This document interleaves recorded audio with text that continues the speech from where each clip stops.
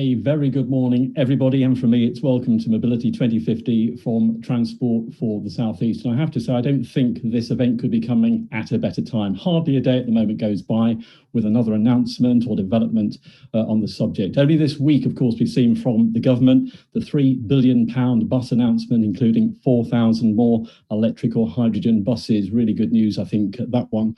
The Lords this week, they've been discussing batteries and electricity, how we get enough of it. So big debates going on there in the Lords. Today, the government have been talking about a £2,500 grant for people buying smaller electric cars. And tomorrow we'll be hearing from the consumer group Which about some of their concerns moving forward about electric charging points and the whole electricity issue as well. And of course, this comes as an enormous amount of work is going on right across our region, both from the local authorities, electric tugboats at Southampton Port, Heathrow airports, and you've got these new electric tugs that tow the planes around when they're going off their stands. And of course, we've got electric hydrogen bus projects in many parts of the region, in Kent, Brighton, Southampton, Portsmouth, right up to Reading. So an enormous amount is going on, both locally with local authorities and the private sector as well. Well, today we'll be hearing an update from Transport from the South East on its future mobility strategy. That's underway and reporting later in the year.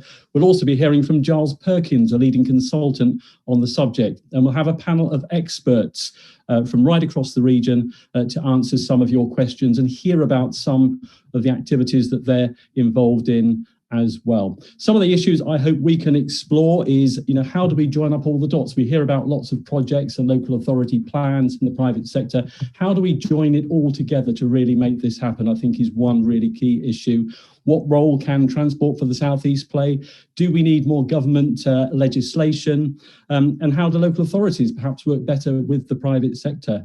And I think crucially, what about our rural areas? Lots of the projects we hear about, absolutely great for our towns and cities, but what about the hamlets and the villages that are so much in abundance right across the South East?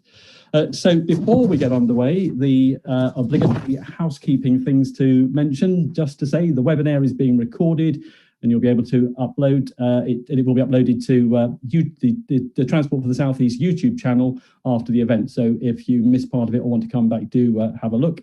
If you're joining the conversation on Twitter, please use the hashtag Mobility2050 and the Transport for the South East Twitter handle at TransportFSE.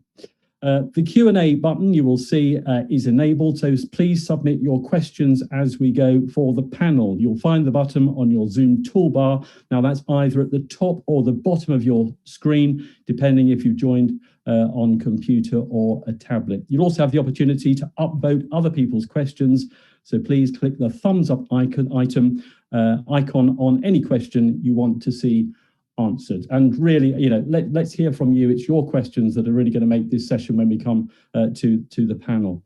We'll also have a poll later as well, a bit more on that a bit later, but when you see it come up, please do vote and we'll be giving you the result of that before the end of the day. Enough from me for now then, so let's start with Rob Dicken, Transport Strategy Manager for Transport for the South East. Brilliant. Thank you very much, Mike, and good morning, everyone. Welcome to our webinar. I hope you get a lot of useful information to take away and ponder after this morning's session. My name's Rob Dicken. As Mike is saying, I'm one of the Transport Strategy Managers for Transport for the South East, and I've been leading on the development of our future mobility strategy, supported by our partners WSP and Steer, and you'll be hearing a little bit more about that later.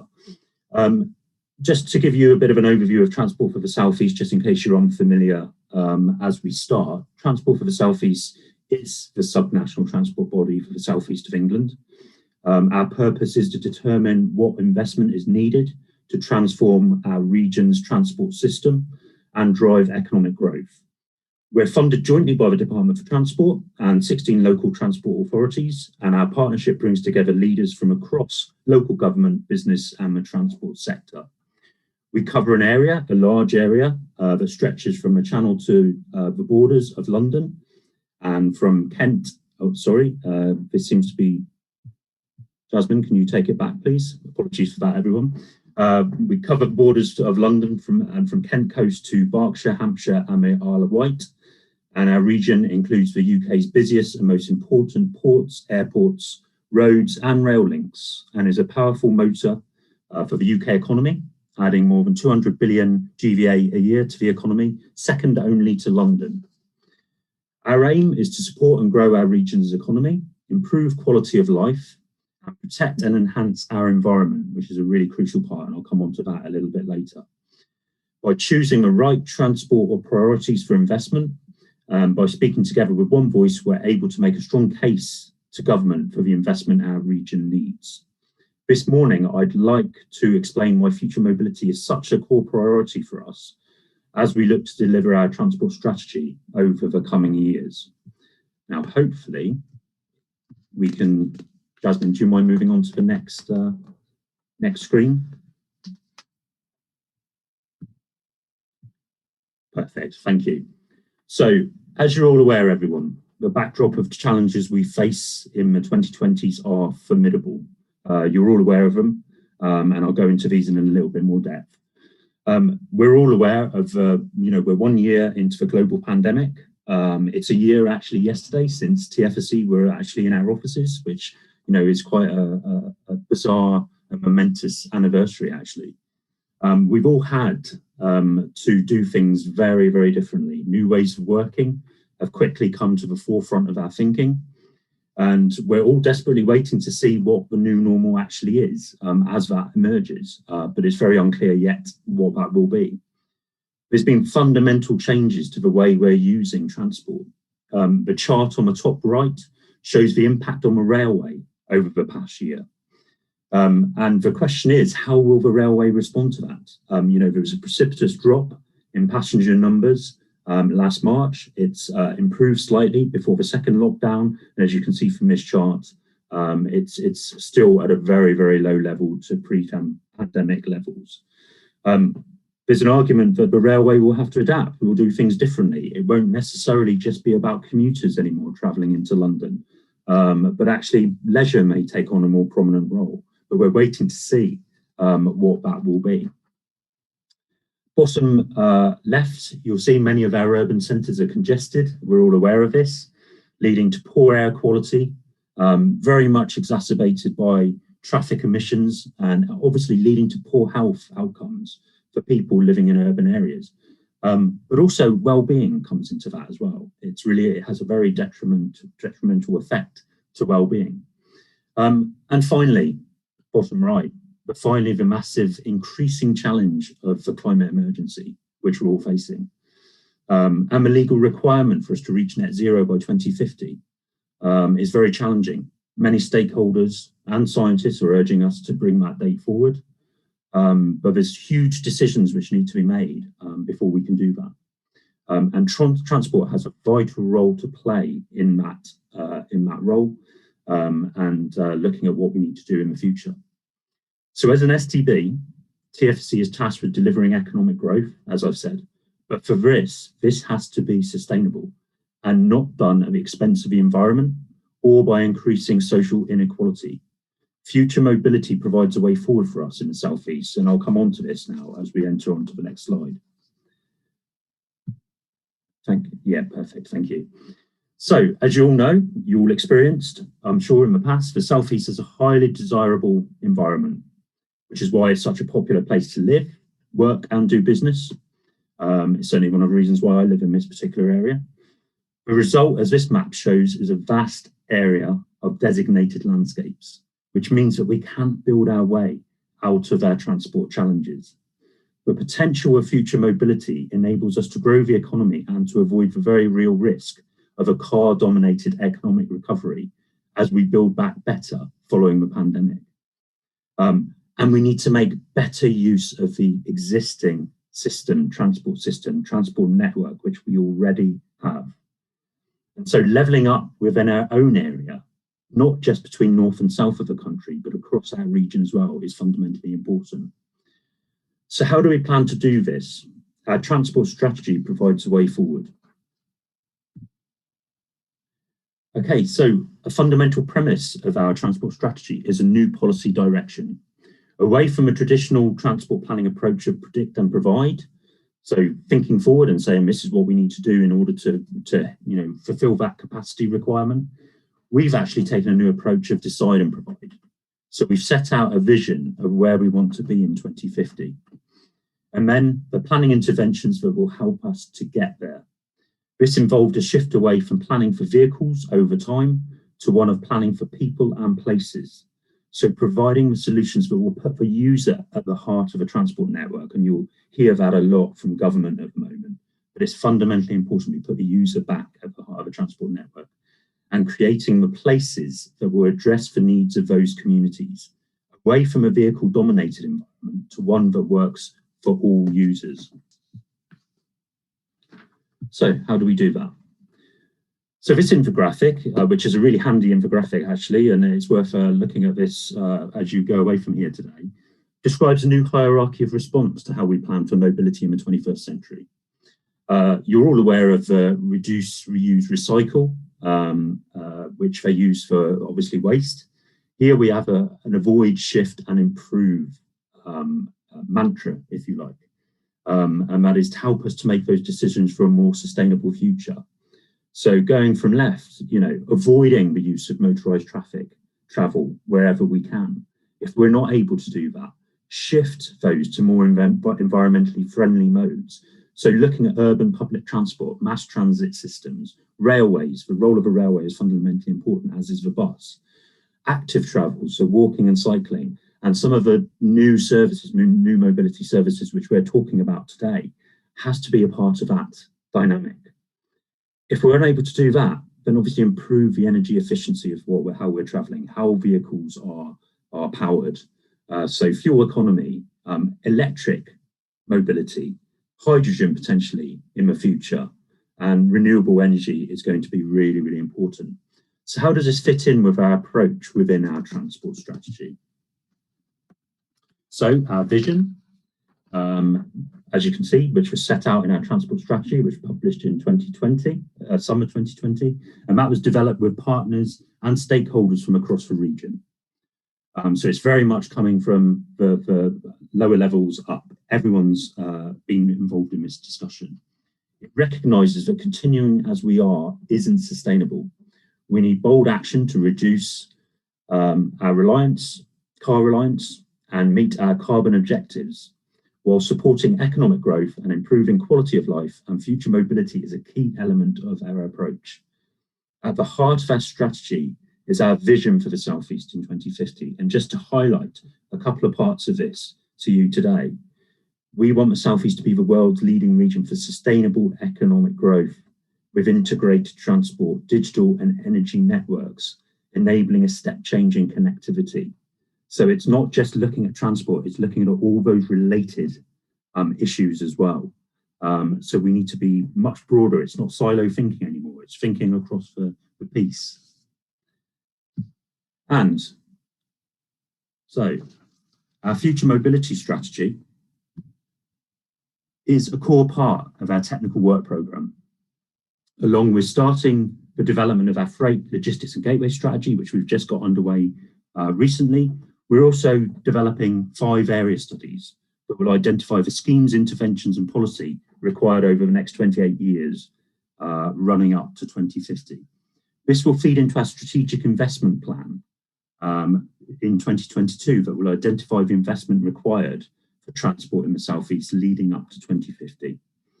And future mobility, both new forms of mobility, other technology, new business models, and new approaches to ownership and sharing are important issues we need to be considering. And the prize, which is what we all want, the positive future. Well, this slide shows the possible outcomes of the choices we are currently making. On the left, the utopian vision of places and integrated mobility that put people at the centre of our thinking, creating solutions and places that enhance our lives. What a wonderful concept and idea. It's really important. And on the other side, the dystopian vision, you may have seen this slide somewhere before, which I'm sure we all want to avoid. That's places dominated by individual mobility solutions to the detriment of much of what we wish to achieve. And I think that's something which I want to leave you with. So plenty to discuss today. Enjoy the morning, enjoy the panel discussion. Please, we want your questions. But that's it for me for now. I'm now going to hand over, and I've got pleasure in introducing Giles Perkins, who's head of future mobility at WSP, and will provide more detail on our future mobility strategy. Thank you. Thank you, Rob. I'm going to take control now. So yes, I'm Giles Perkins, head of future mobility for WSP here in the UK. So I spend all my time looking at things that are changing in transport and considering the consequences of many of these exciting propositions that Rob's outlined. I can't click onto the next slide. Next slide, please. We'll do it that way. So if we consider the future, this iceberg diagram is actually quite useful. We talk around the future, but really it's actually the things that are underneath the waterline that we're talking around: climate change, societal change, energy needs, global trends, changes in retail, as we've seen dramatically over the last year or so, the skills and education that underpin everything that we do, and especially as industry and technology changes, whether we travel or not, as Rob's alluded to, how we use digital access, and then almost at the bottom of this is technology and services. So future mobility isn't about getting excited about technology. It's actually about delivering better outcomes. Next slide, please. So you will have many of you will have seen this diagram before. DfT very kindly published their Future of Mobility Urban Strategy back in 2019, laying out the landscape for us. With the key changes being automation, so the routes to autonomous automated transport, cleaner transport, new business models, so how we interact and purchase things, new modes, so helpfully a picture of a drone there, the whole piece around data and connectivity, that digitization of transport, and the changing attitudes around all of this, what different generations think and how they engage. Now, we've added a seventh one to this now, which is aggregation, which brings in mobility as a service, mobility hubs, those sorts of things, where we're joining physical or digital assets together to do something differently. As has been alluded to in Mike's opener, Bus Back Better, if you have a read of that, lots of pieces that touch onto this agenda of different business models, decarbonisation, etc. And importantly, DfT had the call for evidence for rural, which closed middle of last month, considering change in the rural context, because so much of the focus to date has been on that urban, arguably easier to solve geographies and types of places. Next slide, please. So it's important when we have this discussion around mobility rather than transport that we think about what's happened to us. And this isn't just a pandemic thing. This is arguably over the last 10, 15, 20 years since the internet has really become a part of the fabric of our lives. So we used to go to places solely for goods and services. So because we had no alternative. So we would drive, we would walk, we would ride our bikes, we would get the bus, we would get the train. To go to the bank, to go and have food out, to go to the library, the cinema, healthcare, workplace, retail, leisure, etc. Now, what's happened with the internet becoming so pervasive, sometimes goods and services can come to us.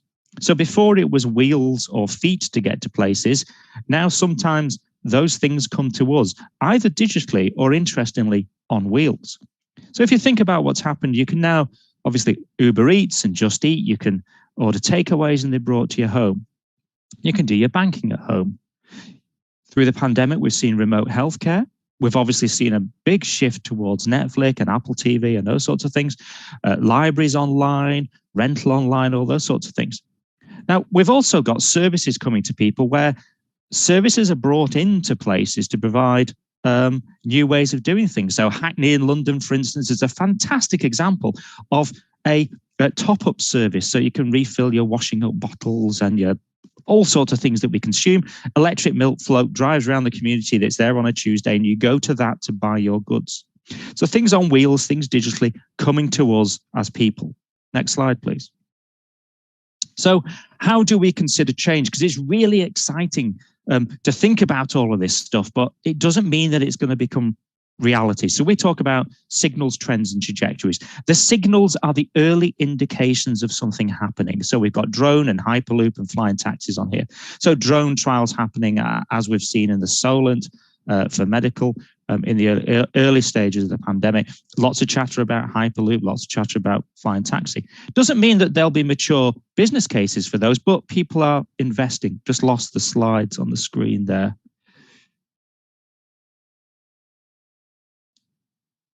Thank you. If we look at trends, we've already mentioned the hydrogen agenda. We've got the connectivity of vehicles. We've got the rural agenda.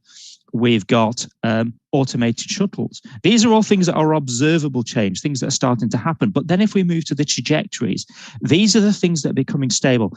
Electric cars, as we've seen, further changes this morning by the government in terms of the grant. We've seen digital demand responsive transport. We've got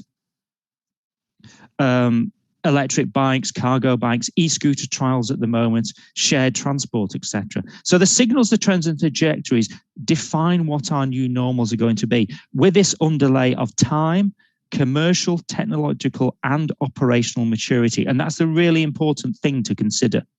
Just because the technology is invented doesn't mean that it's necessarily successful and doesn't mean that it is applicable or the right thing to do in our different types of places. Next slide, please. So, as Rob's touched on, planning for vehicles, planning for people, planning for places. And what this slide illustrates is that moves us from that worst case scenario of increasing numbers of vehicles to reduce the number of vehicles, which is the dashed line at the bottom, using new interventions to take us towards net zero, whilst improving the outcomes for our citizens, customers, people, me, you, us, all of us, and the places in which we all live, work, play, and experience. Next slide, please. So I'll just outline the strategy's approach. Next slide, please. So WSP, working with Steer, we spent an awful lot of time thinking about how we can take a different approach.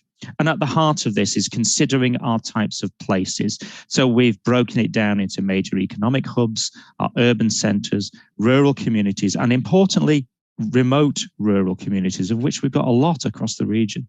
So thinking about the coastal and the estuarial piece, thinking about the difference in places.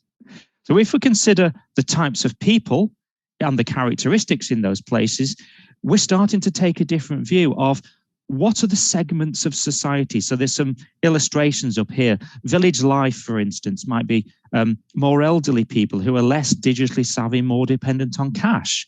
When we're getting into suburbia, school-run suburbia, the needs of a young family in terms of doing those multi-linked trips, thinking about the semi-retired who might be exiting the workforce, still needing to travel, but have got more time on their hands.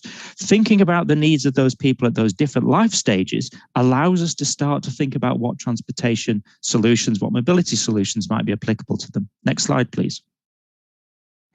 So if we consider the needs of those people, we've got cleanliness and reliability and those sorts of things. We've got digital connectivity. We've got whether you've got a bank account or a smartphone or not, and what you're needing to travel for. So we're considering the place, and we're considering the types of people, and we're considering the needs of those people. And this is really important. It's not like the old way of planning where we were just saying they are customers, they are rail users, they are bus users. We're thinking about all of us as individuals and what our needs are at our various life stages. Next slide, please. So this Venn diagram, and I do like a Venn diagram, the confluence of place, people, and need is where we're at with future mobility. So this is what we're focusing on, is how we match those interventions to the places, to the people, to those needs. Next slide, please. So our strategy, this is the process diagram, and you'll see this in the slide deck when it's issued. We've got our long list of interventions that we've come up with. We're then prioritizing those. But the interesting part is this yellow section, the ochre section in the middle, where we're taking this people and place-based approach to come up with bundles of interventions that are applicable to the needs of the Southeast, the types of places in the Southeast, and integrating with those other programs such as the area studies and the freight study, etc. Now, what we're doing is We're then looking at where the maturity is in terms of what's happening in the Southeast. And as Mike alluded to, lots of exciting things happening in the Southeast. We've got the Solent Future Transport Zone. We've got Jackie, who's speaking later, with all the fantastic things in Kent. We've got hydrogen buses in Brighton. The list goes on. So we're really lucky that things are already happening. So the strategy recognizes that and says, how can we build off those? Then we look at the partners and the roles and the responsibilities, and then we develop an action plan. And we're in the latter stages. We're on the right-hand side of this diagram where we're at the moment. Next slide, please.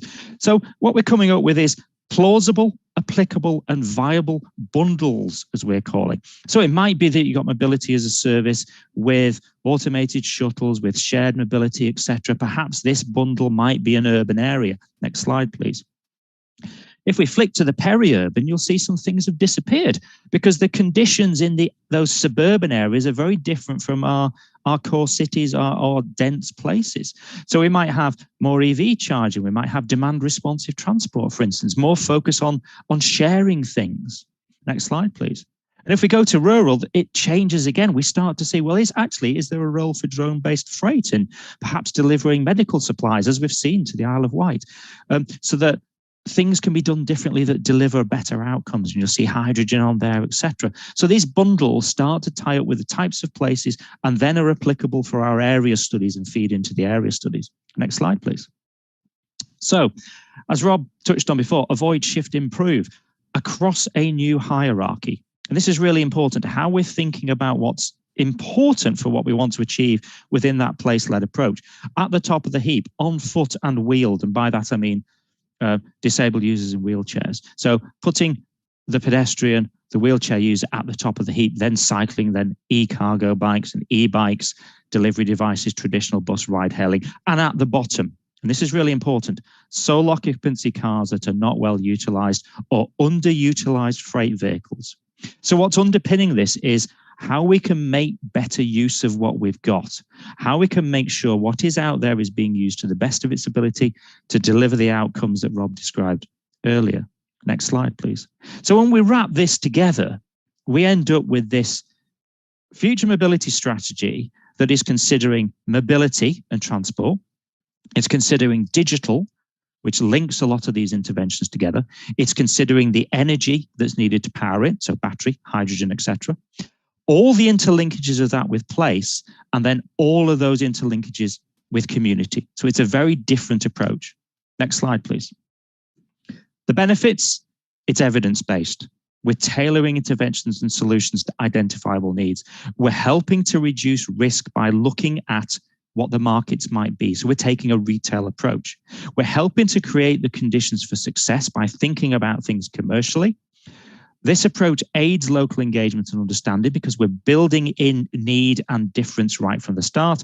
It looks at potential markets and it enables that approach that Rob described, how we consider innovation rather than predict and provide. So let's look at what good might look like, and let's also look at the bad. So battery and hydrogen, lots of investment in EVs, growth through the roof at the moment, but let's not forget about HGVs, LGVs, buses, and micro-mobility. So the electrification of everything that is on wheels, and that's way beyond just the car and the van. It's about all of the vehicles that are out there, and there are numerous use cases that are happening now in both battery and hydrogen. Next slide, please. Tackling the last mile. So that might be using e-scooters, or it might be using delivery robots, as in Milton Keynes. It's the applicability of those to different places. Just because they exist doesn't mean it works. Delivery robots in Milton Keynes work fantastically because they've got greenways that they use. That might not be applicable in other places. Next slide, please.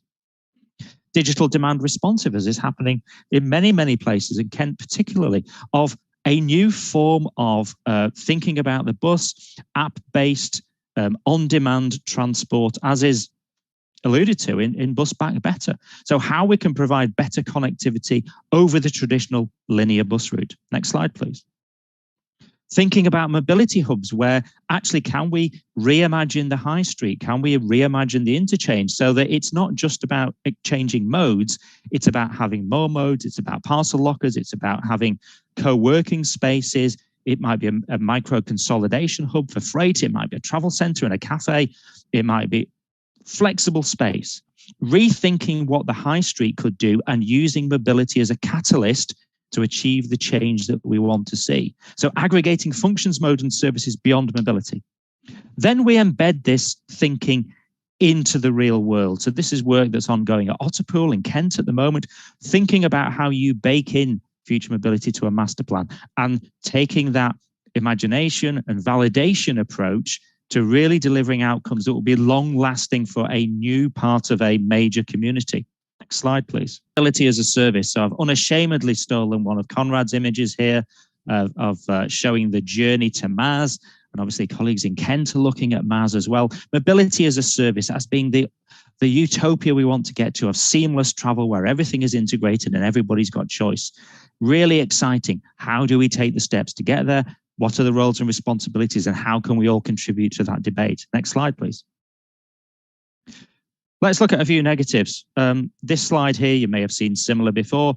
There's internal combustion engines on one side and there's EVs on the other side. If we electrify everything, we'll still have the same number of vehicles, we'll still have the same severance, we'll still have the same accidents, etc. EVs aren't the silver, it's part of an equation. So we have to be careful that we don't bake in the same problems.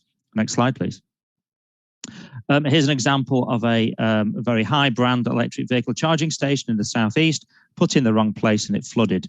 We need to take account of climate change. We need to make sure that we're not rushing, putting the wrong assets in the wrong places. Otherwise, we end up with some very, very unintended consequences. Next slide, please. We also don't want the unintended consequences of an unfettered marketplace. So here's one of the numerous pictures of a Chinese bike hire mountain of all these poor, sad-looking, redundant bicycles from failed schemes. We don't want this to happen. We want a mature approach to how private sector and public sector work together to deliver outcomes, so that that laissez-faire attitude doesn't actually deliver worse things in our places. Next slide, please. And if we come back to place, as Rob said right at the start, we don't want cluttering. We don't want our e-scooters to be all over our streets, or bikes dumped everywhere, or all sorts of other things that actually makes it harder to get around. It impacts our disabled neighbours and friends. We don't want to deliver worse outcomes because there's a headlong rush to this kind of new mobility future. Next slide, please. And we absolutely don't want to end up in the dystopian of the end of WALL-E, the Disney film, where everybody isn't very fit anymore, all riding around in their pods looking at their screens. We want to recognize the importance of place and how mobility is a key part of our social fabric. Next slide, please. So what do we need to do as a cohort? We need to share, we need to learn, we need to challenge, we need to collaborate, we need to create, and we need to refine. And this is really important. It isn't about consultants like me saying this is the answer. It is about everybody working together to develop the answer that is applicable to wherever you are. Next slide, please. And I'll just leave you with some very, very wicked challenges. And there are hundreds of these. So public sector outcomes versus private sector profits, specification versus laissez-faire, whether we have standalone business cases or whether we're subsidizing, what it means for rural and the urban, what our national policy versus local needs are, ownership versus sharing, digital natives versus analog customers, the generational gap, those that have got digital cash, those that are dependent upon cash, whether we hard regulate or soft regulate, whether we allow disruption or whether we evolve, whether we're proactive or reactive, and importantly, what are the skills that we need as we pivot towards this very, very different future? So that's it from me. I've given you the briefest of overviews, and apologies that it's a real whistle-stop tour, but we will be making these slides available. So thank you. Giles, just before you go, thank you very much indeed for that. Can I just ask you, the government's future mobility plans, do they go far enough, do you think, and what more needs to be done if we're really going to make all this work? I think I'm a real advocate for the Future Mobility Urban Strategy. That was an excellent document that lots of people contributed to. Very, very pleased to see the recognition of the rural strategy sitting alongside. I think those two things bookended together give us a great starting point. But I think the work that TFSE are doing in asking those big so what questions, how do we make these things a reality? How do we make them sustainable? And this is a very important point, that we don't fail. So we introduce some shiny things that then disappear and leave things worse than they were before. So that sustainability piece in all of its guises, I think where we need to go. Look forward to the government's decarbonisation strategy as well to augment. So I think the shelf my virtual shelf of documents gets ever longer all the time, but I think we're definitely heading in the right direction. Absolutely fascinating. Thanks very much indeed for taking the time to join us today. Thank you very much. Shortly, you'll see our poll on screen. When you see that, please do vote. And obviously, as you can see, the questions, there goes the poll. The questions, keep putting the questions as much as you can. Good to hear from Julian Worth that the rail freight is up 2.5% than it was before, which is great. We're going to get passengers back. That's one thing to work on. I'm sure the industry and everybody will be doing that as well. Yeah, so vote in that poll and we will give you the results a little bit later on. As I say, the Q&A is enabled, so I'll ask your questions away and put the votes in for the most popular ones currently. Chris Todd there trending, so we'll come to that shortly, I promise. Okay, I think it's panel time now.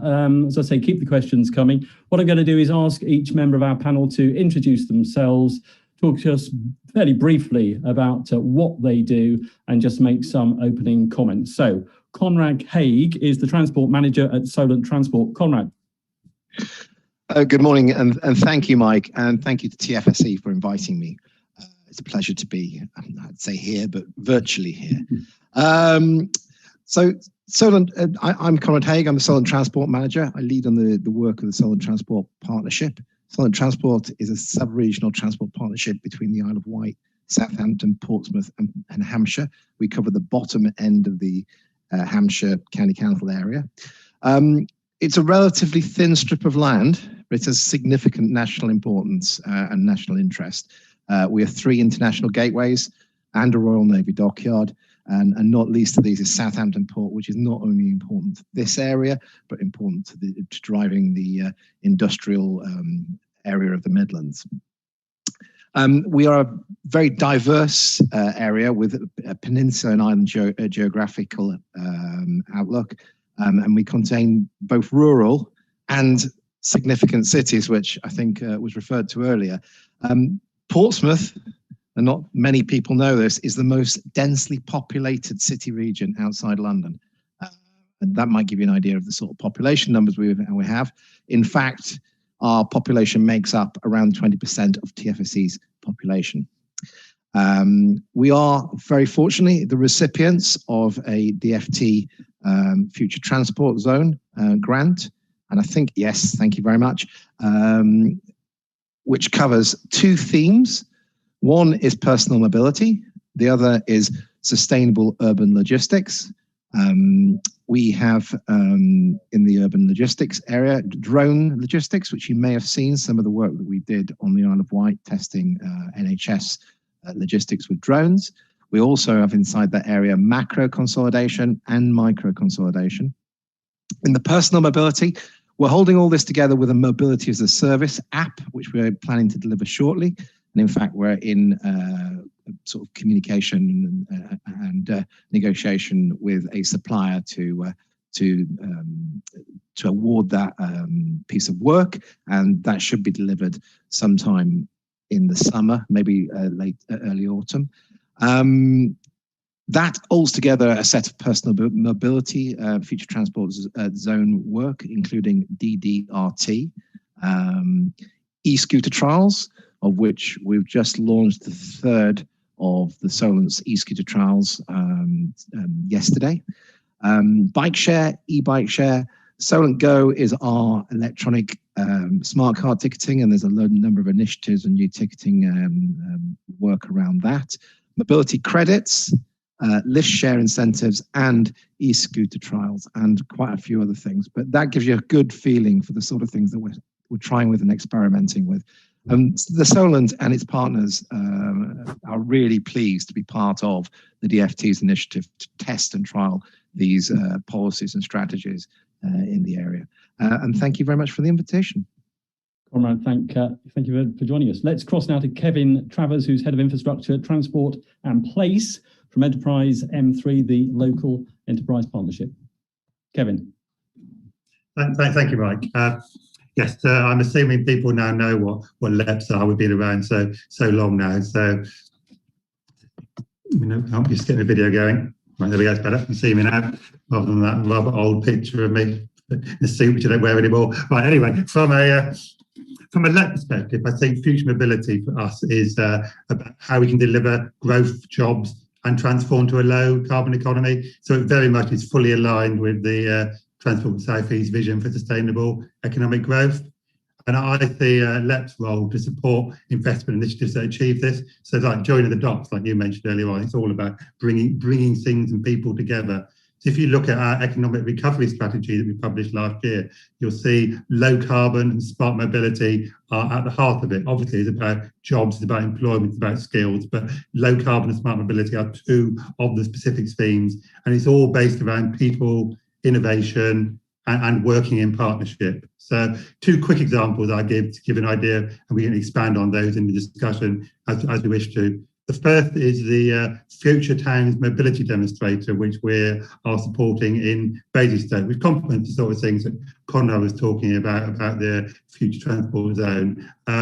This has evolved out of collaboration with University of Southampton. So it's lovely to see Simon here today. I'm developing a Future Towns Innovation Hub, which we're building down at the Science Park in Sherworth. This is a real good example of collaboration between education and the public and private sectors. So as well as ourselves and the university, the county and district councils are involved, WSP are involved, Centre for Towns. So it's all working together. And we're utilising Basingstoke, if you like, as a demonstration use case for implementing 3 projects. And nothing frankly new. But the first is around rapid road space reallocations in response to COVID. How can you change the balance, if you like? The second is micromobility, establishing sort of e-bikes and e-scooters. And the third is a smart shopper website and mobility app. So that's not a transport solution directly. So those sort of things are the sort of things that we're doing, which is a good idea. The second example isn't a transport project at all. So if you think back to Rob's avoid, shift and improve, this is very much in the avoid part of it, and it's the not part of Giles's transport and not.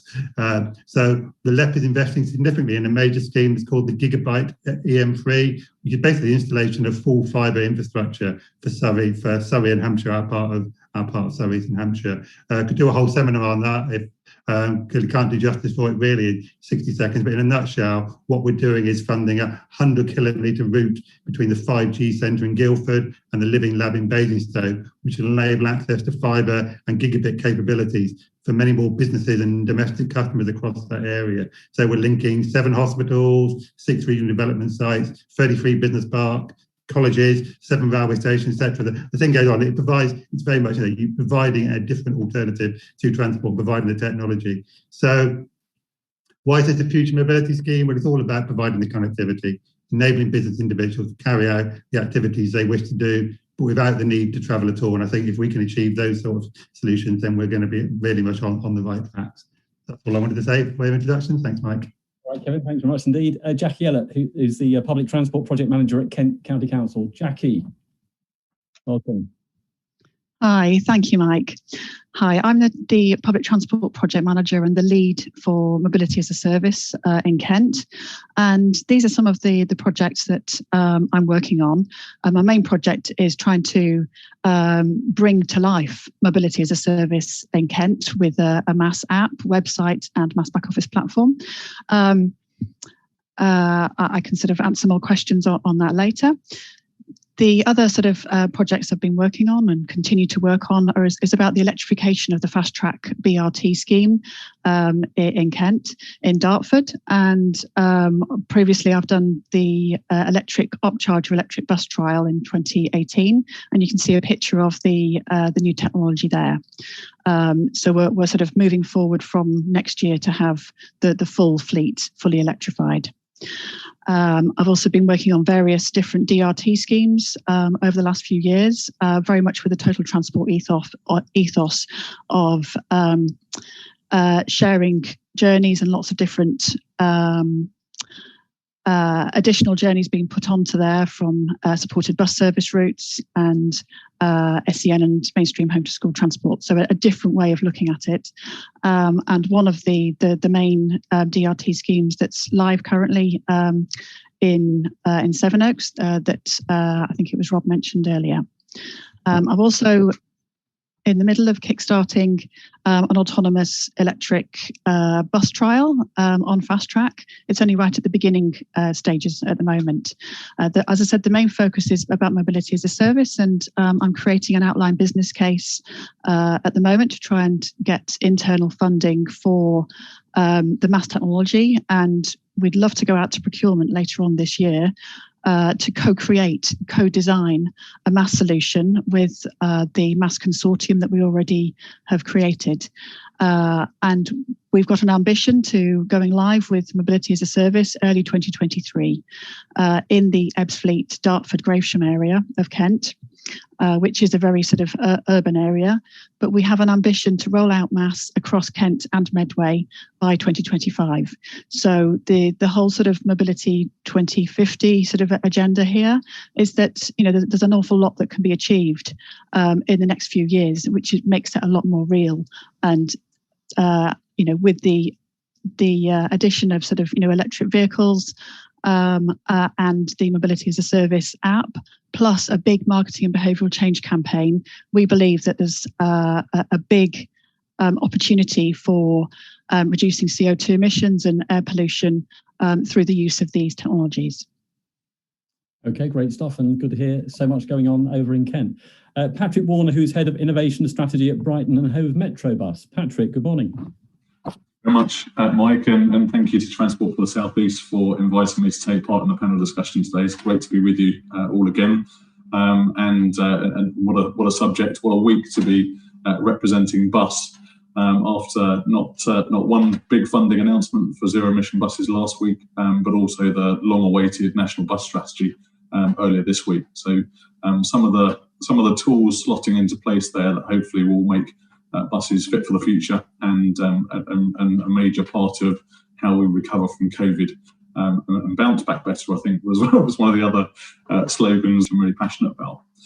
My role, Head of Innovation Strategy, as Mike said, very much about innovation across both of our local operating brands, Brighton Hove Buses and Metrobus, based in Crawley Gatwick area, the southeastern regional operating company of Go Ahead Group. So we're part of a big national group as well, bringing together buses and trains across the country. But probably the main focus of my work in recent years has been how we decarbonise our fleet. So a regional fleet of around 400 buses operating in some of the most challenging operational climates in the country. Very heavy passenger loadings normally outside of a pandemic, lots of quite hilly terrain, which can be challenging enough for traditional diesel technology, let alone how you make a zero emission vehicle climb hills like that. And of course, very long operating days, sometimes up to 24 hours a day, and nudging 400 miles as well on some of our busiest routes. So a real baptism of fire for any zero emission technology. We've trialled a number of these different vehicles in the last few years, and currently very set upon hydrogen fuel cell electric as being the means to deliver that. Great thing about hydrogen is it's not a new technology that we're taking a huge risk on. Will it be capable of doing it? We know it will do. The reason it's not become mainstream in the last 40 years is because of the very challenging cost of it and achieving the scale. Thankfully, in the last 5 years, there's been a huge progress on that. We've seen the prices of the vehicles halve from £1 million a bus 5 years ago to a still very challenging circa 400,000 or 500,000, depending on whether you're going for single or double decks. But a real huge opportunity, I think. A couple of years ago, our Group Chief Executive, David Brown, encouraged leaders within our bus businesses to think beyond bus. It doesn't mean forget about bus, but certainly look where we can add even more value in the communities that we serve. And I really feel that hydrogen fuel cell buses provide a really powerful enabling force for much wider decarbonisation across the region. And so it's no surprise then that our second phase of deployment that we'd like to see come to the South Coast looks at bringing together shared refuelling infrastructure to enable public sector refuse vehicles, for example, to switch to hydrogen at a more affordable rate. and also achieving a far faster scale up than we'd be able to do even with our annual investment in new buses, to pull all the use for hydrogen together, share all the equipment and share our buying price as part of a big group with much smaller local authority fleets to enable a cheaper cost of entry for them too. But not limited just to that.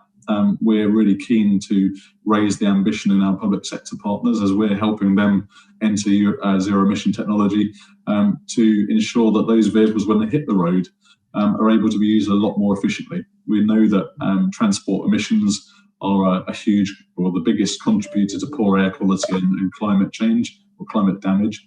And so it's really important that this enabling deployments of fuel cell technology are able to bring a lot more benefit to the communities rather than just the 4% of emissions that currently come from our legacy diesel buses across the country. So by that we mean ambitious reallocation of road space, matching the ambition for very clever green technology for zero emission buses with much faster journey times, slashing that sort of decade of damage that has been a 30 to 40% increase in bus journey times over the last decade, and providing motorists with a real choice that they can get behind. If you can do a quick, clean, comfortable bus journey in much less time than it takes to drive, and at better value than it would do with fuel and parking charges at the end of it, but then it's a no-brainer. And so at that point, we start to achieve far wider decarbonisation as we remove cars from some of those unnecessary journeys, free up the road space, improve air quality, and critically also improve public health. So really excited for the role that bus has to play in the future of mobility, and looking forward to taking part in the panel discussion today. Patrick, quick one from me. We saw the announcement obviously on Monday, the £3 billion, 4,000 buses. Does it go far enough? And, can we get to the infrastructure that, you can actually, fuel all these buses on hydrogen and electricity in your depots? Well, I think the really important part is, yes, you could always ask for more money. The important part is that these are two strategies come together. So it's the strategy that forces people to work together better. We've got a great record of partnership with our local authority partners, but it's not always like that everywhere in the country. So the bus strategy does really encourage people to work closer together to bring those benefits a lot quicker. But it's the first tranche of funding at 70 million for what will eventually fund up to 4,000 zero emission buses. So it's not the whole UK fleet. We know there are currently 38,000 diesel buses on the road, but it's a big chunk, and hopefully we'll drive those prices down over the next few years to a level where we don't need to seek public support to buy them and put them on the road. That's the really critical takeout from me. It's big ambition, more money than we've ever seen put towards this sort of infrastructure, and a great shot in the arm that hopefully will last a lot longer into the future. Okay, thanks very much, Steve, for that. And finally on the panel, Dr. Simon Blaney from Southampton University. Simon, good morning. Morning, everyone. Thank you, Mike. I'm Simon Blaney. I'm an associate professor in transportation at the University of Southampton's Transportation Research Group. I've been a member of the TFSE Future Mobility Steering Group for, I guess, the last year or so, and I've been involved in quite a range of different research projects investigating the potential future of mobility. So, for example, this has included leading the development of the transport component of the Infrastructure Transitions Research Consortium's National Infrastructure Systems Model, which is one of the models used by the National Infrastructure Commission to support the development of their National Infrastructure Plan, which has been quite important in shaping where strategic infrastructure planning is going over the next few decades. I've also been involved quite recently working with England's Economic Heartland to develop and model some potential pathways towards achieving transport decarbonisation by 2050. And in a very different context, I'm currently working with a range of stakeholders in East Africa to develop tools to help assess the sustainability of a range of potential transport interventions in that region.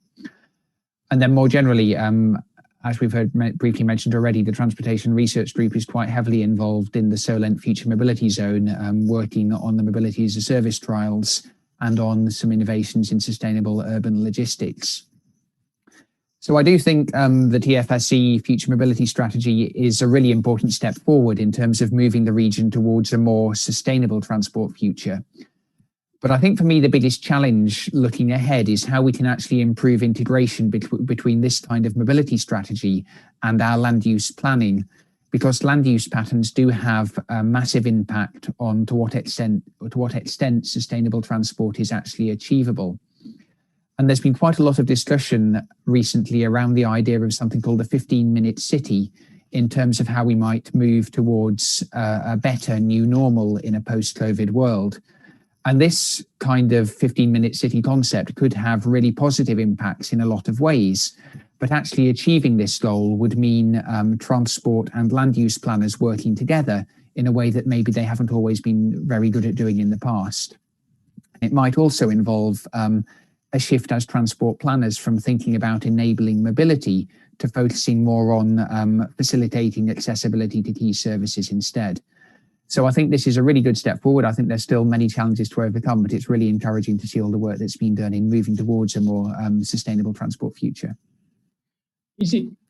How are we really then going to join up all the dots? Is it sort of via groups like Transport for the South East? Is it going to need government legislation, do you think? What's really going to make this happen? Because I think we've heard today of some amazing schemes, and we kind of get stuff every day of something new and a new policy from organisations and local authorities. But how do we all make it happen to join it all up?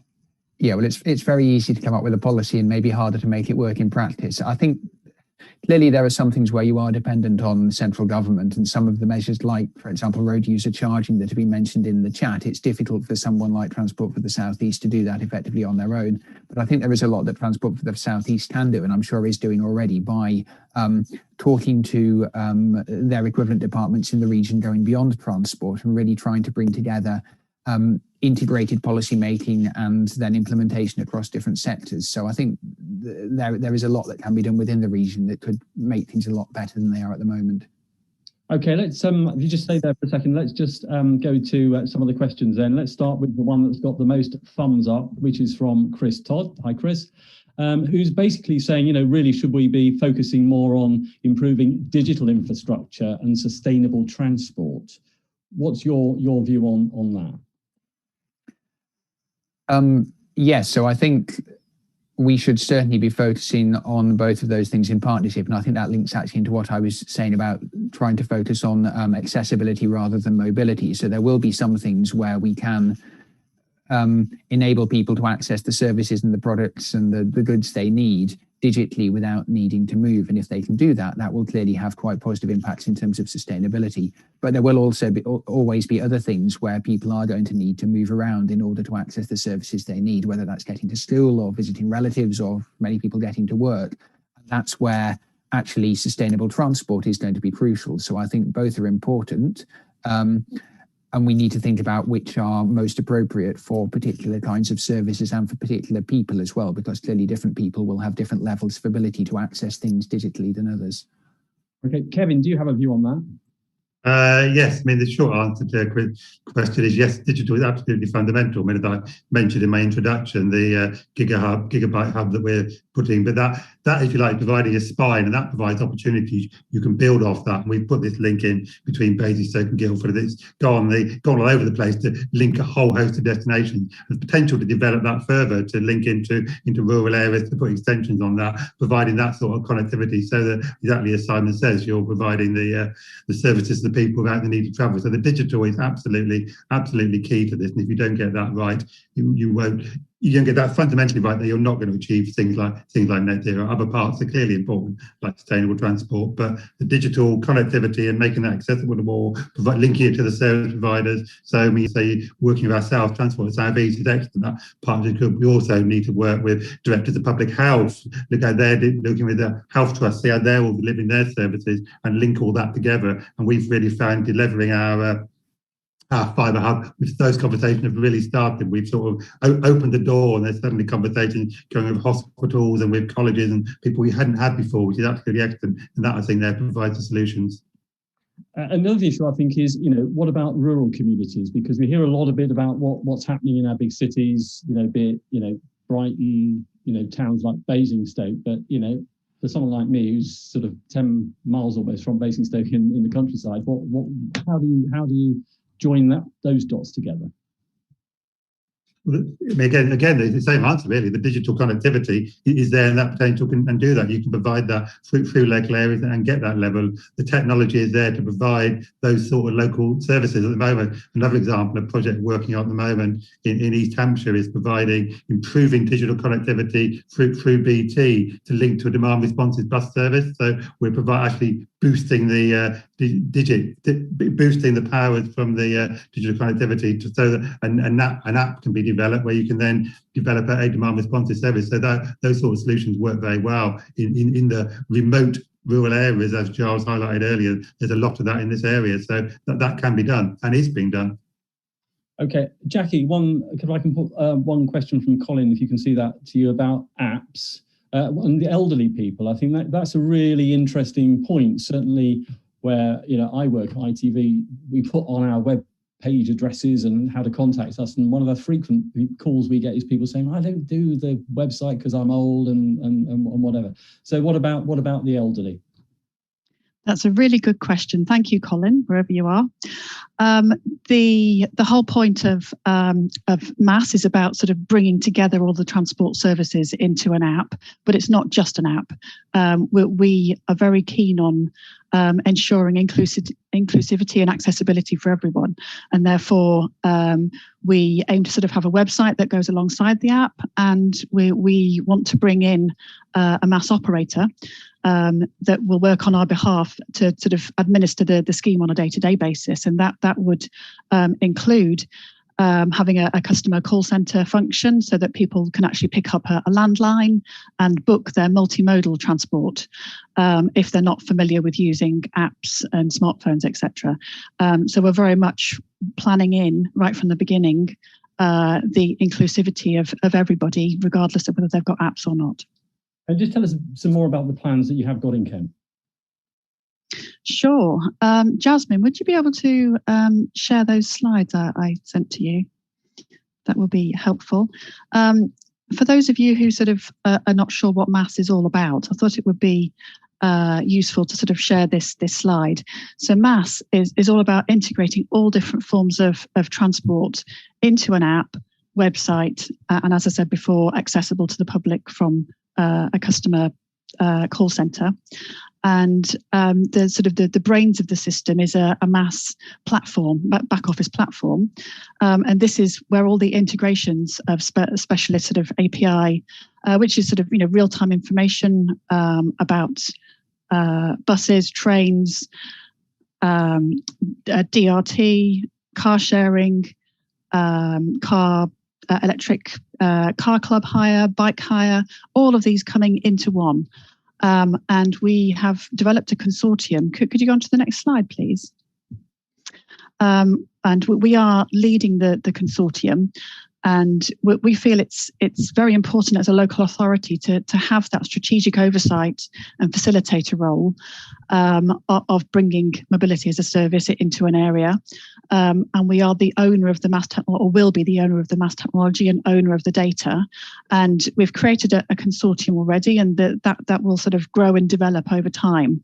The consortium we already have is Southeastern, Fast Track, Arriva and Better Points, and we'll be adding additional travel modes into that. So I'm sort of doing some market engagement with electric car club providers and bike and e-bike hire providers in the coming weeks and months.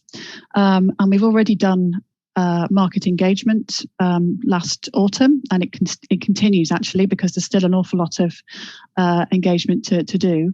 From the engagement, we have found that there's an enormous amount of expertise around the world of MASS technology, which Transport Solent have also found recently. So that the technology is out there. It's not necessarily here in the UK very much, but it is internationally working around the world. And this is what we'd like to go out to procurement for, depending on getting agreement internally about funding for the MASS technology provider and the MASS operator to operate the scheme on our behalf. As part of the consortium, we've also got the University of Kent and Ebbsfleet Development Corporation, because of the location where we are, which is Ebbsfleet Garden City and parts of Dartford and Gravesham town centres. And as part of the Fast Track Advisory Board, we've also got EDC, ourselves, and Dartford and Gravesham Borough Councils, and everybody is very, very much on board the whole sort of mass concept, and the consortium are working together to make this a reality, led by myself. Okay, thank you very much indeed for that. Right, Conrad. Right, there's a question there that says that the government's decision to put up fares, of course, by more than the rate of inflation that went up at the beginning of the month, isn't going to, will not help stimulate the uptake of using rail even without COVID. And it's going to make a challenge for Transport for the South East and others to try and meet some of these objectives. What do you think about that? I think we're living in a changing environment, aren't we? So I think one of the questions you already asked relates well to what the experience we've all just had during COVID, which is people not necessarily traveling for the same reason or maybe as much. We spoke about how the digital needs may outweigh than some of the needs to travel. So I think that it's difficult to say exactly how we're going to be going forward and whether we're going to be traveling as much. And these services do need supporting. So the costs of doing so will increase. It's hard, to see exactly what the cost of transport will be overall modes in the future. And I think there's something there in terms of course, the price is going to put people off to some extent. But if you are no longer need to travel by car quite as much because a lot of your services are coming towards you in terms of deliveries and things you're booking on the internet. If you're not necessarily maintaining a vehicle, you may find that actually a reduced amount of rail travel at a slightly higher price won't be such a deterrent. Price is a big deterrent, but we put it in the context of the rate at which we travel at the moment. And I think a lot of the stuff that the TFSC are looking at in their strategies, are we going to be traveling in the same way? Are things going to be coming towards us? Are we going to services? And some of the stuff we're doing, like drone logistics, is about getting medical services to where they're needed rather than making people traveling to get some of them. Patrick, you're the bus man, but let's ask you a bit about that as well. And also, COVID has changed things dramatically. Clearly, the numbers of people using your buses in Brighton and Hove are way down. What does the future hold, do you think? Is COVID going to change things for a long time to come? Fewer people will be travelling to work on a daily basis. I think people have been using their cars much more. What can you do to try and address that? Yeah, definitely. Great question, and really pleased to contribute to that discussion topic. I think we have to accept that COVID will have changed how people travel forever. It's certainly changing how we're all working.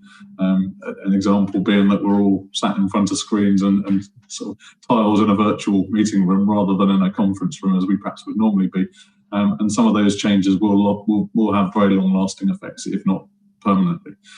So we recognise that the shape of our networks might very well evolve and change to suit whatever the new normal becomes. I think we're fortunate enough in the busy urban centres that we operate in mainly that a decent level of demand will come back, whether that's for a mix of shorter working weeks in the commute or perhaps an increase in leisure travel as well.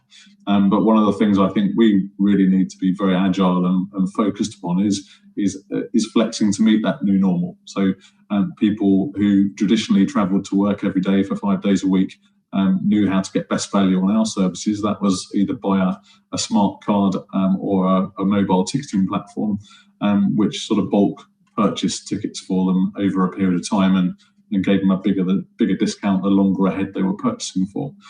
Those tickets may not be anywhere near as relevant in the new normal. So we're looking at the success we've had with contactless tap on, tap off, which was the first multi-operator scheme in the country, and looking at how we can recognise and reward loyalty for lesser number of journeys a week. So, for example, if people are doing 2 or 3 days in the office in the new normal and working from home the rest of the week, how do we reward and incentivize them to do it sustainably by bus in the future, but also how, and certainly we saw a sort of a hint in the national bus strategy this week, was how you not just do this across multiple bus operators, but multiple modes as well.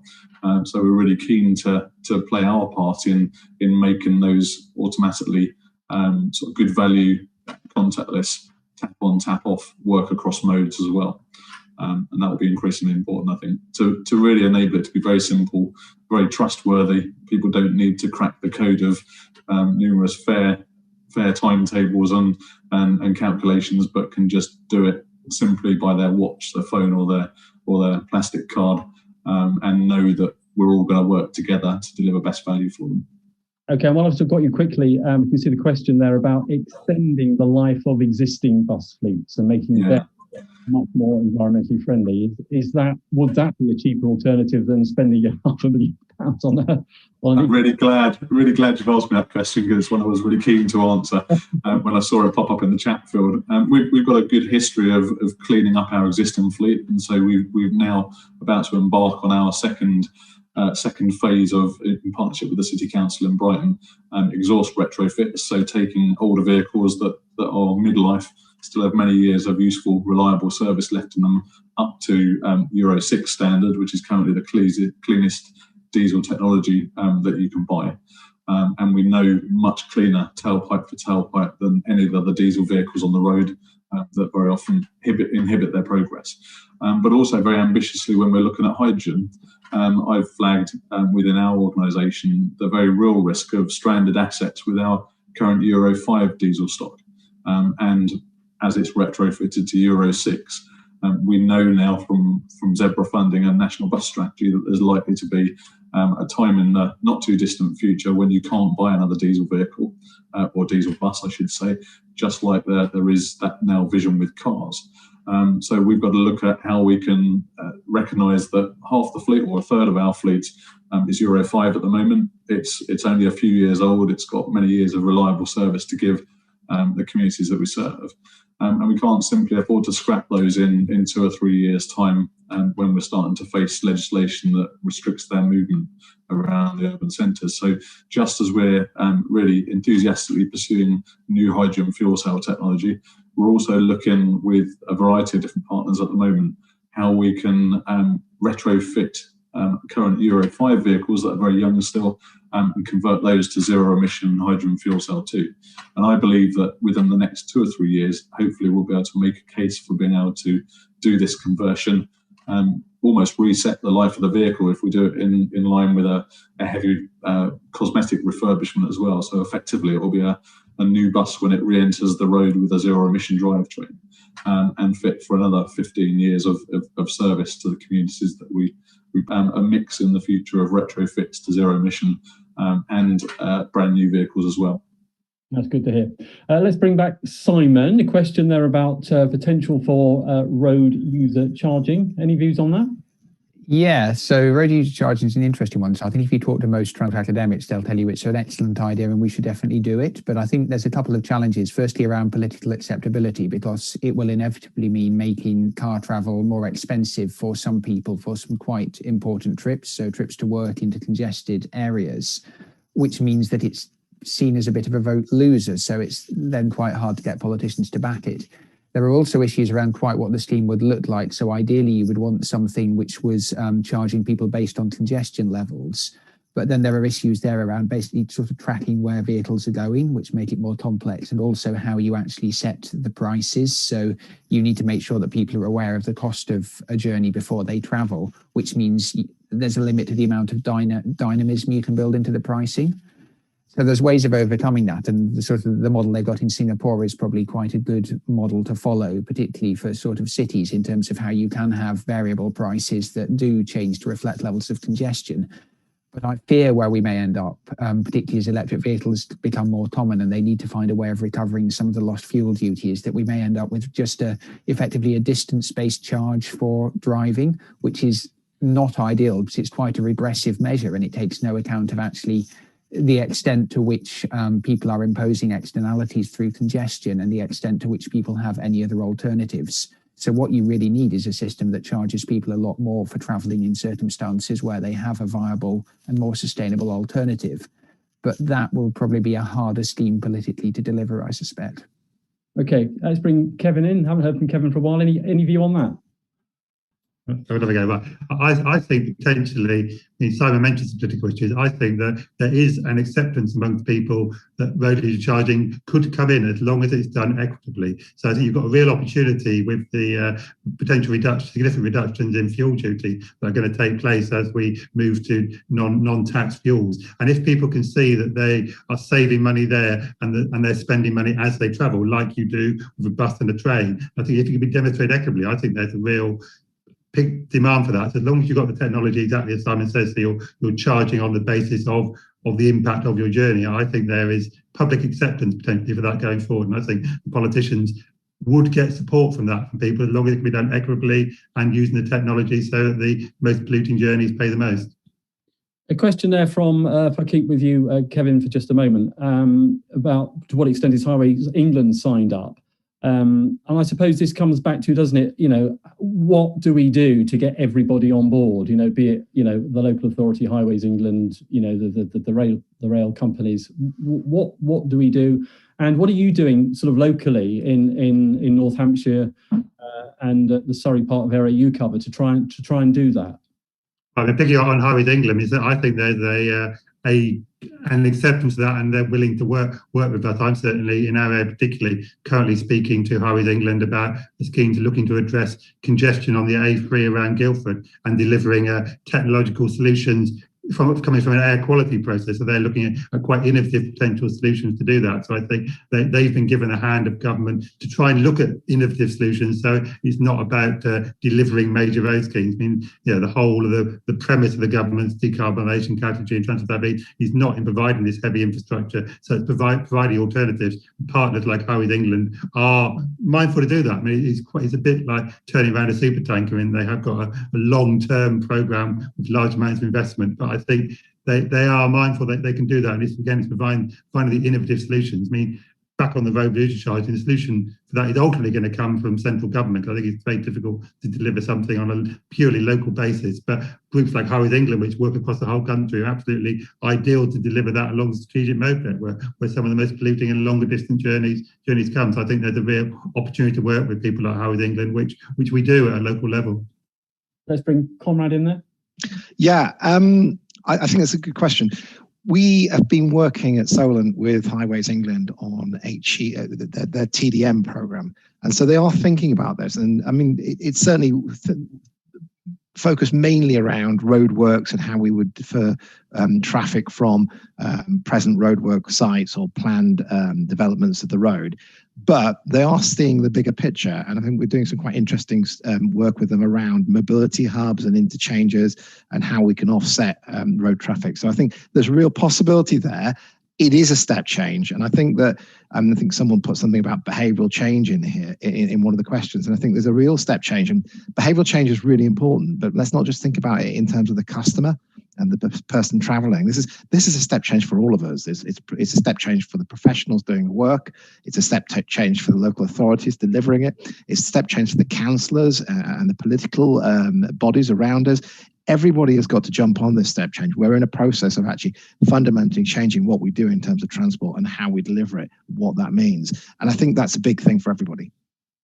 And one last question before I ask each of you just to give some final summary thoughts. So I'll stick with you, Conrad, if I can. If you see the top question there, which I think is a really interesting one, and is what the House of Lords was talking about this week. It's what the Consumers Association, which we'll be talking about tomorrow, which is basically, with the clock ticking to 2030, how are we going to get to enough charging points, enough electricity to power them, and how are people who live in a flat going to charge up their electric vehicle? Well, I think it's a challenge. Time is ticking, and we've got, it's good that we're having these conversations. It's good that we're here today talking this, and it's good that so many people are logged on to listen to it. I think that having TFSE, working with people like we've got on this call, sort of developing a strategy is a real stage of intent, but we need to keep the impetus behind it, and we need to make sure that we're going on to deliver it. Some of the problems as I say, are not going to be solved in one foul swipe. The key to this is small increments, different solutions to different problems, looking about how we deal with different issues. Electrification is one of them, but it's not the only one. And I think Giles made some very good points about how, it might not even be desirable for everywhere to be electrified in terms of sort of vehicles, because that could see us in a very different problem, which is not that dissimilar to where we are now. So there will be lots of solutions, there'll be lots of possibilities, and there'll be lots of different ways in which we bring together solutions to try and deliver against that. 2030 isn't that far away, and we really do need to focus our minds. And briefly, Conrad, any closing thoughts? No, I think it's really good to have this conversation, to have this group here focusing on what we need to do. In terms of Solent, we are pushing together ahead with our mobility strategy. You have seen that we launched the last of the e-scooter trials only yesterday, and it's great work to be part of. We are really excited about mobility as a service. I know Kent are. We speak to Jack on a fairly regular basis, and I think it's the cooperation as well between the groups of people developing this work that's really important about making it deliver. We are looking forward to. We're taking a slightly different approach to our mobility as a service. Our mobility service is a rollout early in a limited way, and then develop a lot of work and understanding about how it's been used in partnership with the University of Southampton and Portsmouth, and then sort of like revitalize and develop it further. And we've got an exciting program of work, which I know that we're excited about, the Department for Transport is excited about, and I know that TFSC and our partners are all very excited about. And I think there's a real possibility to get this right, but we really have to keep our focus and try very hard. Okay, Kevin, any final thoughts?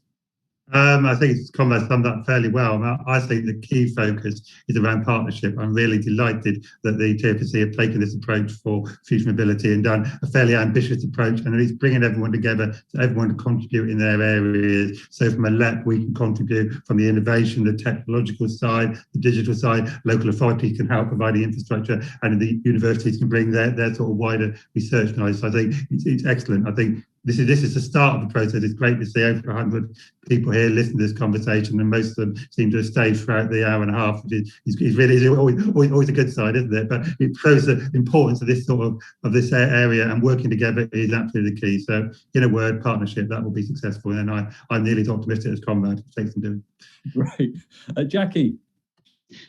Hi, I'd just like to take a moment to answer Mike Sutton's question as well, if I may, that it's not all about providing lots of EV infrastructure for private cars.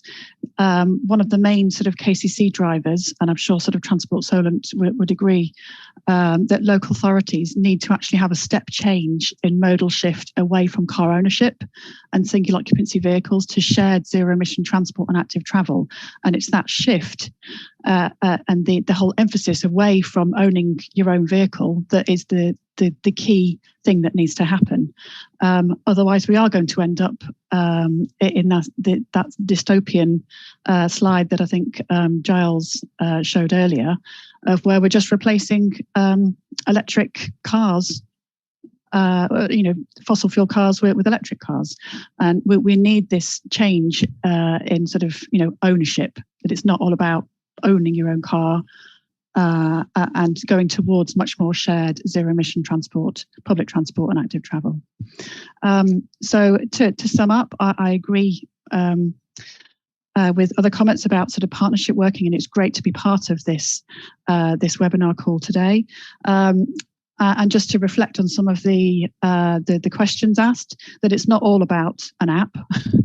That might come across sort of in the first sort of instance, but it is about truly connecting and integrating all different forms of transport, and then encouraging with a marketing and behavioural change campaign that goes alongside the technology.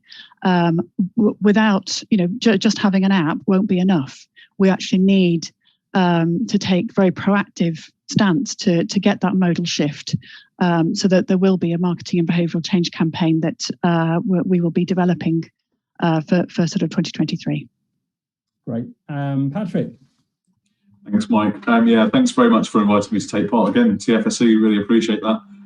We really remain very keen to play our part in the partnership that will be needed to bring about the future of mobility, and really sort of take the ambition and partnership messages from the various announcements in the last week. We think bus has got a huge role to play, or whatever we call it in the future, and we're really keen to talk to people who want to work with us along that journey. And last but not least, Simon. Thank you. Yeah, it's been interesting hearing how often political issues have come up, and I think there are challenges clearly in dealing with some of the perhaps contradictions between some national government actions and policies and some of the things we're trying to achieve at a more regional level. But I have found it really encouraging, having worked with TFSE for the last year or so, seeing how engaged local politicians are with the process of enabling more sustainable transport across the region. So that's really encouraging, and hopefully that will scale up to the national level in due course. Also, kind of at a political level, it's been interesting seeing recently how there have been shifts towards more direct governmental control of public transport in some of the devolved regions, and it'll be interesting to see whether that does spread more widely and what impacts it might have. But even if it doesn't, I think there's some really encouraging signs from what's going on already about how we can get more integration between operators and governmental organisations and users to achieve a transport system which works better for everyone. And I think there's a lot of stuff in the future mobility strategy that can help with that. So there's some really positive signs for the future, and I'm sure there'll be a lot of opportunities to make things even better as we do move forward over the coming years. Okay, well, thank you one and all on the panel very much indeed. Just mindful, the poll result, I don't know if we're able to put on screen the poll result just to see how people voted. Oh, yes. Well, there you go. It's overwhelming, 94%. Yes. Well, there we go. Excellent. Well, thank you very much indeed for taking part in the poll. Again, thanks very much indeed to all the panelists for taking part. Thanks to Giles for his presentation earlier. And thanks to everybody behind the scenes. These things, you know, we do the best you can. It's virtual, but hopefully we can all meet, you know, in person sometime very soon, please, and get together and discuss, you know, in even more detail some of the issues that have arisen from this. A couple of closing points just to mention. A recording will be uploaded to the Transport for the South East YouTube channel. The Transport for the South East Future Mobility Strategy will be published soon. If you'd like to be kept informed and haven't already signed up to the newsletter, just visit transportforthesoutheast.org.uk. You can Google Transport for the Southeast, it will take you there, and you can find a sign-up sheet at the bottom of each web page. And finally, the team will send a short survey after the event to seek your feedback on the format and content. Please do let us know how you found the event. And let's all hope we can meet face-to-face really, really soon. Because that's a much better way of doing it. That's fine. I think for some final thoughts, it's over to Rob. Brilliant. Thank you very much, Mike, and thanks for your very able and brilliant chairing of this meeting today. That's been really helpful. Thank you for that. So very, very briefly and quickly, just some final parting thoughts from ourselves. Firstly, thanks to our partners for sitting on the panel today. Much appreciated. You're a core part of how we're moving forward with our future mobility strategy. So that is really much appreciated. And also to those of you who have dialed in today just to watch us for 90 minutes. And I hope you're taking away some thoughts which you can take away to your workplace and think about how we can move some of this forward. So just some final thoughts. As already been mentioned, in a couple of months from now, we'll have our future mobility strategy published for our region. And that will set out our pathway to this utopian vision, which we've set out earlier on in my presentation. Very much genuinely integrated mobility and places built for people rather than vehicles. And that's where our approach to transport makes everyone's lives easier, more enjoyable, more productive and more sustainable. So that's a fundamental point to take away. Another point is that this strategy is definitely not going to be sitting on our shelf. Okay, this is an active strategy. It's something which will allow our partners and stakeholders to take our place-based model and apply it to their area. So there's going to be a lot of discussion about how we can get this moving across the wider area.